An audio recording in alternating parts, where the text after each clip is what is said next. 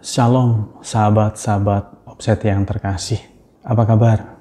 Damai sejahtera bagi kita semua.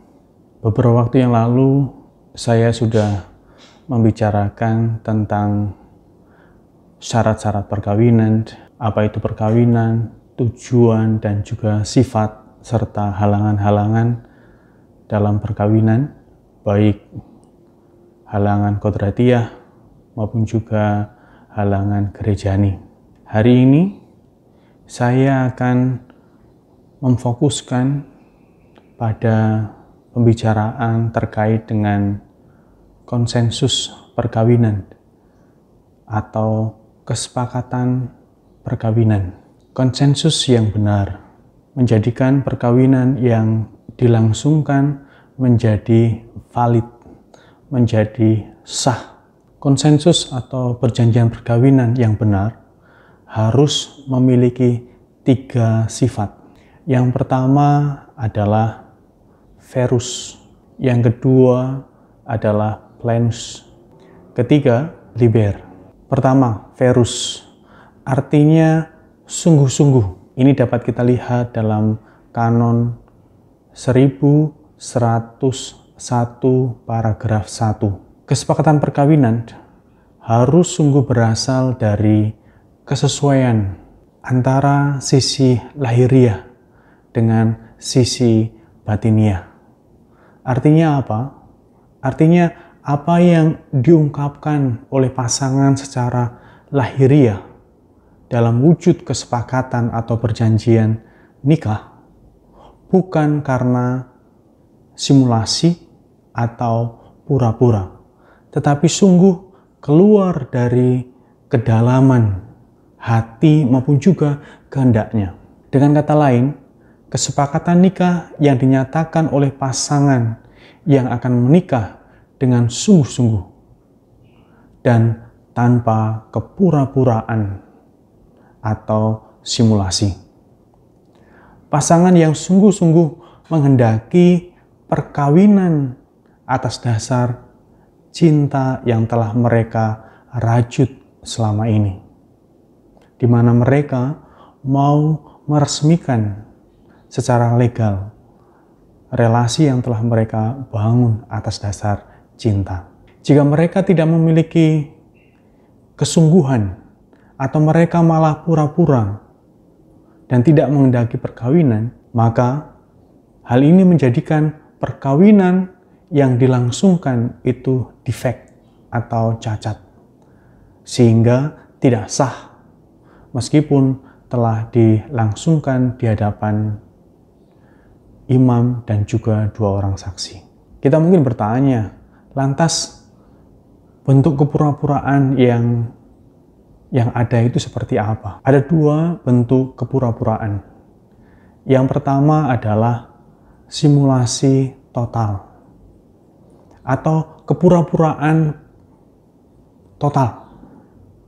Terjadi apabila minimal salah satu atau 2 pihak yang secara terang-terangan atau positif menolak perkawinan itu sendiri, tidak menghendaki perkawinan tersebut. Artinya, ia atau 2 pasangan itu mengatakan iya akan perkawinan yang sedang dilangsungkan, tetapi di dalam hatinya ia sebenarnya menolak perkawinan tersebut. Misalnya, ia terpaksa menikahi pasangan yang dihamilinya agar anak yang dikandung memiliki ayah yang legal. 2.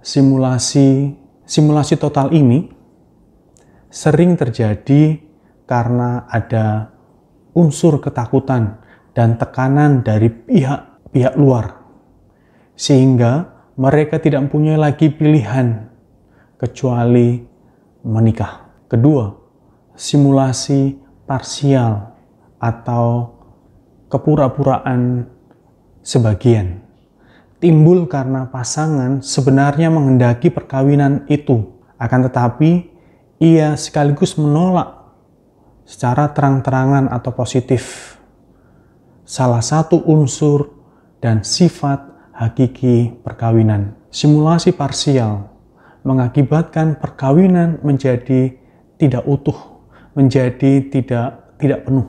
Kesepakatan perkawinan yang didasari oleh simulasi atau kepura-puraan, baik secara total maupun secara parsial, menjadikan perkawinan yang dilangsungkan menjadi tidak sah. Dan untuk mengesahkan, untuk membereskan perkawinan yang tidak sah akibat simulasi atau kepura-puraan ini, harus dilakukan dengan konvalidatio simplex. Artinya pengesahan secara biasa dengan membaharui kesepakatan nikah di antara mereka. Dapat kita lihat dalam kanon 1159 paragraf 3 di hadapan imam dan 2 orang saksi. Kanon 1108. Yang kedua, plenus, artinya penuh, total. Dapat kita lihat dalam kanon 1102 paragraf kedua. Sifat ini merupakan salah satu atau dua belah pihak yang akan menikah tanpa menolak minimal salah satu unsur hakiki perkawinan. Di antaranya sebagai berikut. A. Objek perkawinan, yakni kebersamaan hidup termasuk hubungan seksual. Ini dapat kita lihat di dalam kanon 1055. B. Tujuan perkawinan, yakni kesejahteraan pasangan, baik kesejahteraan lahiriah maupun juga batiniah. Prokreasi, sebagaimana terdapat dalam Kitab Kejadian bab 1, dan juga pendidikan anak. Ini juga dapat kita lihat di dalam kanon 1055. D. Sifat hakiki perkawinan, unitas kesatuan yang dapat kita lihat di dalam Kitab Kejadian bab 2. Monogami, artinya hanya satu pasang, dan sifat indissolubilitas, tidak dapat diceraikan oleh kuasa manusiawi apapun kecuali oleh Allah. E. Sakramentalitas perkawinan, artinya bahwa perkawinan dikatakan sakramen kalau dilakukan oleh 2 orang yang dibaptis. Ketiga, liber, artinya bebas. Dapat kita temukan dalam kanon 1103. Kesepakatan perkawinan bersifat pribadi dan mengandaikan adanya kebebasan dari masing-masing pribadi untuk memutuskan dirinya mau menikah atau tidak. Keputusan untuk menikah harus muncul dari kehendak bebas, bukan karena paksaan dari luar, dan bukan karena ketakutan yang juga berasal dari pihak luar. Perkawinan yang dilangsungkan atas dasar paksaan dan ketakutan dari pihak luar menjadikan perkawinan tersebut menjadi tidak sah. Kita bisa melihat ada beberapa wujud keterpaksaan yang dapat menggagalkan perkawinan, menjadikan perkawinan itu menjadi tidak sah.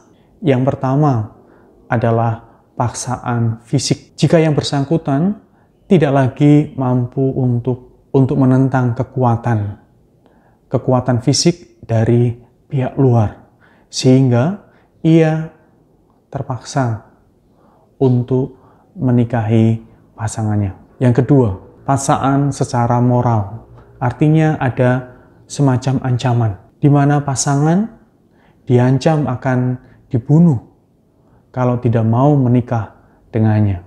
3. Ketakutan yang berat, yang besar, muncul karena juga diancam atau dipaksa, sehingga tidak lagi mempunyai pilihan.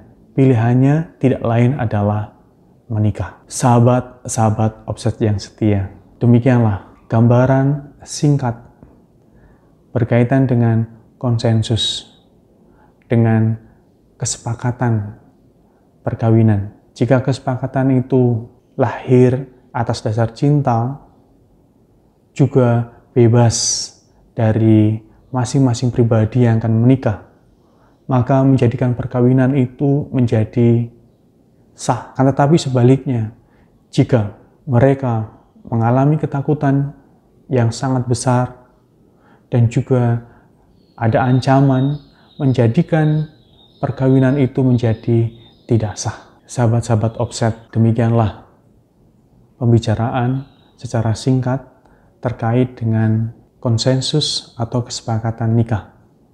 Semoga berguna bagi Anda yang mendengarnya, sehingga perkawinan yang akan dilangsungkan dapat berjalan dengan baik dan lancar.